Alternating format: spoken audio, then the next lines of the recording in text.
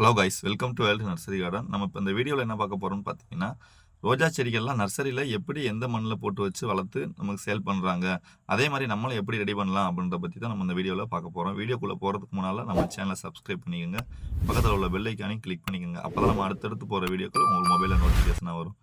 First பார்த்தீங்கன்னா, எந்த ரோஜா செடியாக இருந்தாலும் மற்ற எந்த செடியாக இருந்தாலும் மண்ணு தான் ஃபஸ்ட்டான விஷயம்.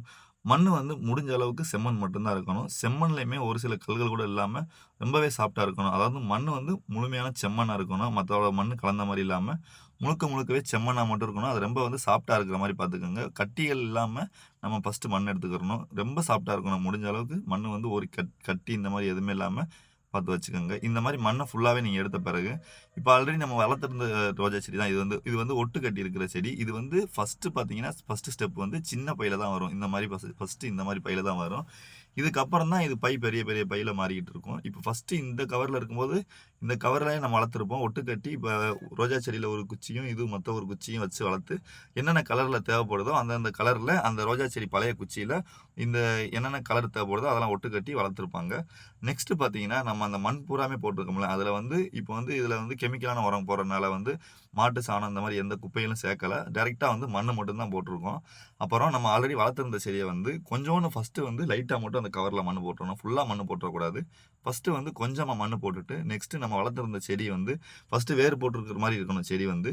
செடி ஃபஸ்ட்டு நம்ம வேர் போட்டிருக்க செடியை மட்டும் தான் செலக்ட் பண்ணி எடுத்துருக்கணும். அதாவது நம்ம வளர்த்துருக்கோம் ஒரு 40 நாள் ஆகுது, 30 நாள் ஆகுதுன்னா கண்டிப்பாக வைக்கக்கூடாது. ஒரு 60 நாளுக்கு மேலான செடியை மட்டும் தான் நம்ம கவர் பை மாற்றி வைக்கணும். அப்படி மாற்றினீங்கன்னா மட்டும்தான் கொஞ்சம் குரோத்தாக வளர ஆரம்பிக்கும். இல்லைன்னா செடி நம்ம கவர் எடுத்து மாற்றி வைக்கும்போதே செடி வந்து டெத் ஆயிரும். அதனால் வந்து முடிஞ்ச அளவுக்கு வேர் போட்ட செடியை நம்ம நட்டு வைக்கணும்.